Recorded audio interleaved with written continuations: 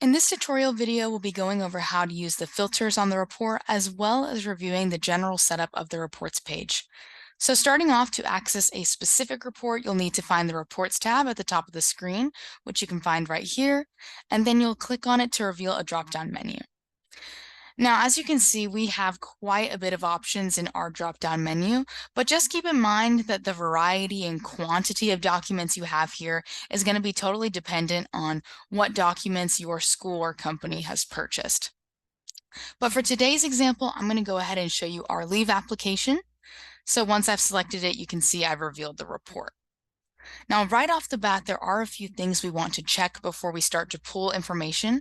So first off, in this box all the way to the left, we want to make sure that any transaction type is selected, and you can just click on either of those to do so. So like I mentioned, I want to make sure any transaction type is selected. Now, just a little bit to the right, the next thing we want to make sure is that last updated is selected. And this is going to be because it will provide you with the most recent information compared to the started button. And just so you know, you'll never use will cancel or will expire, so you won't even have to worry about those. So that's going to be it for the presets, and now everything else is completely customizable to help you find exactly what you're looking for. So starting off with the date ranges, you have the ability to select a custom date range or a standard range within the last year. So for example, you could either leave it on the last 30 days, which is what I'm going to do, or you could go here to enter a specific date. Now for the list limit option, which is going to be right here, this is used to pull however many transactions or documents you want to look at. So for this example, I'll limit it to 25. But we do cap this at 300 documents to avoid system slowdowns. So if you want any more than that, it will automatically create a downloadable file for you. Now at the top here, you can see transaction status. So for your daily use, you'll primarily need in progress, completed, and canceled, which I have selected here. Now in progress means that someone has not signed the document. Completed means that all parties have signed the document, and canceled means that a transaction was no longer needed and has since been voided. So with that information, that'll give you an idea on what you want selected depending on what you're searching for. But you'll typically only select the in progress and completed buttons because that's where most of your information is going to be. Now, the next part of this tutorial will cover the search fields, which can be found here, as well as here and here.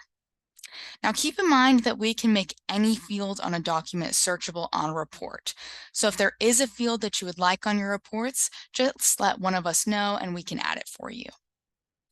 So looking at the search fields on this report, if I was looking for someone specific, such as Sally Test, for example, I could come over here to this search bar for first name and enter Sally. Then once I press Find Matching, you can see that Sally Test has been pulled up. If there were more than one Sally Test, you would see those here as well. Now, when running your reports, keep an eye out for accidental search filters. So for example, if I accidentally entered Emily into the last name field and pressed Find Matching, nothing is going to pull up because there are no transactions with the last name Emily listed. So for me personally, I like to start off with a blank search filter and then filter from there. Now, the final part of this tutorial is going to cover the download buttons, which are all the way to the right here.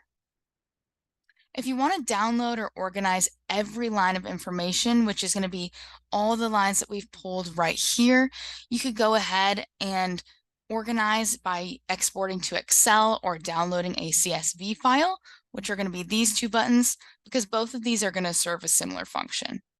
Now, if you're wanting to download a file, you can select the download archive, and this will create a zip file for you.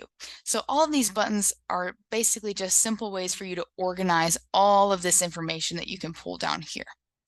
So that's going to be all I have for this tutorial today. If you have any questions, don't hesitate to contact us at goodbyetopaper@gmail.com.